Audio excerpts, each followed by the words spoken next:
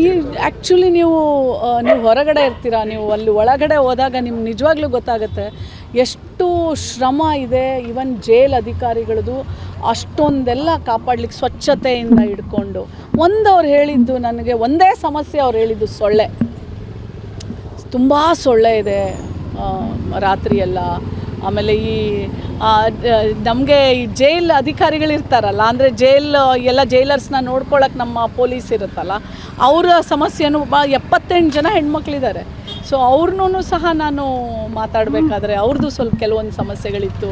ಅಂದರೆ ರಾತ್ರಿ 10 ಗಂಟೆಗೆ ಶಿಫ್ಟ್ ಮುಗಿಯುತ್ತೆ, ಅಲ್ಲಿಂದ ಇಲ್ಲಿ 2 ಕಿಲೋಮೀಟ್ರಿಗೆ ಬಸ್ ಬಂದು 11 ಗಂಟೆಗೆ ಮೆಟ್ರೋ ಹಿಡ್ಕೊಂಡು 12 ಗಂಟೆಗೆ ಮನೆಗೆ ಹೋಗಿ ಅದರಲ್ಲಿ ಬಸ್ರಿದಿರಿದ್ದಾರೆ.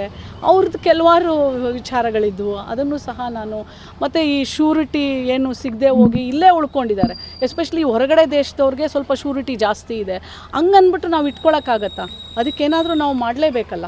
ಸೊ ಹಾಗಾಗಿ ಹೋಮ್ ಮಿನಿಸ್ಟರ್ ಅವ್ರನ್ನ ಭೇಟಿ ಮಾಡಿ ನಮ್ಮ ರೆಕಮೆಂಡೇಷನ್ಸ್ನ ಕೊಟ್ಟು ಅದನ್ನು ಮನವರಿಕೆ ಮಾಡಿ ಇಲ್ಲಿರೋರನ್ನ ಆದಷ್ಟು ಬೇಗ, ಎಸ್ಪೆಷಲಿ ಫಾರಿನರ್ಸು ಮತ್ತು ನಮ್ಮ ನಾಡಿನವರು ಸಹ ನಮ್ಮ ದೇಶದಲ್ಲಿರೋರು ಶ್ಯೂರಿಟಿ ಕೊಡದೇ ಇರುವಂಥವ್ರನ್ನೆಲ್ಲ ಯಾವುದಾದ್ರೂ ಬೇರೆ ಒಂದು ವ್ಯವಸ್ಥೆಯನ್ನು ಮಾಡಿ ಅವ್ರನ್ನೆಲ್ಲ ಅವ್ರ ಮನೆಗಳಿಗೆ ಕಳಿಸ್ಕೊಟ್ರೆ ಅದೇ ದೊಡ್ಡ ಕೆಲಸ ಆಗುತ್ತೆ. ಆಗಿಂದಾಗೆ ನಾವು ನೋಡ್ತಿರ್ತೀವಿ, ಜೈಲಿನೊಳಗಡೆ ಕೆಲವರು ರಾಜಕೀಯ ಬಡಿತಿದ್ದಾರೆ, ಕೆಲವರೆಲ್ಲ ಮೊಬೈಲ್ ಯೂಸ್ ಮಾಡ್ತಿದ್ದಾರೆ, ನಿಷೇಧಿತ ವಸ್ತುಗಳನ್ನೆಲ್ಲ ಇದು ಮಾಡ್ತಿದ್ದಾರೆ. ನಿಮಗೆ ಅದು ಕಂಡು ಬಂತು?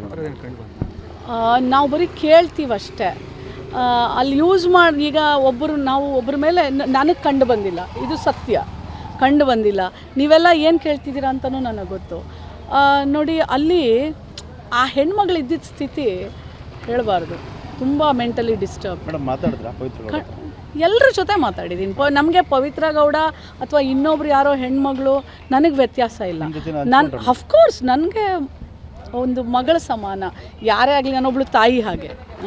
ಸೊ ನಾನು ಹೇಳಿದ್ನಲ್ಲ, ತಪ್ಪು ಮಾಡಿದ್ದಾರೆ ಅಂತಂದ ತಕ್ಷಣ ನೀವು ತಪ್ಪು ಮಾಡಿಲ್ವಾ? ಅಂದರೆ ಜೈಲಲ್ಲಿರೋರೆಲ್ಲ ಕೆಟ್ಟವರು ಅಂತಲ್ಲ, ಇಲ್ಲಿ ಬಂದಿರೋದು ಅವರು ಕಾನೂನು ಪ್ರಕಾರ ಅವ್ರಿಗೆ ಏನೇನಾಗುತ್ತೆ ಅದು ಆಗತ್ತೆ. ಆದರೆ ಇಲ್ಲಿ ನನಗನ್ಸಿದ್ದು ಮಹಿಳೆಯರು ತುಂಬ ಭಾವನಾತ್ಮಕ ಜೀವಿ. ಸೊ ಹಾಗಾಗಿ ಅವ್ರಿಗೆ ಏನೆಲ್ಲ ಕಾನೂನು ನೆರವು ಸಿಗಲಿ, ಅವರು ಹೊರಗೆ ಎಲ್ಲರೂ ಬರುವಂಥದ್ದು. ಎಲ್ರಿಗೂ ಲೈಫ್ ಪ್ರಿಸನ್ಮೆಂಟು 14 ಇಯರ್ಸ್ ಇರುತ್ತೆ. ಅದರಲ್ಲಿ ಹೆಣ್ಮಕ್ಳಿಗೆ ಇದೆಲ್ಲ ಕನ್ಸೆಷನ್ ಹೋಗೋ 10 ವರ್ಷ ಇರುತ್ತೆ. ಅಂಥವರೆಲ್ಲ ಹೋಗಲಿ. ಬರೀ ಪವಿತ್ರ ಗೌಡನೇ ಅಲ್ಲ, ಎಲ್ಲರೂ ನನಗೆ ಒಂದೇ ಅಲ್ಲಿ.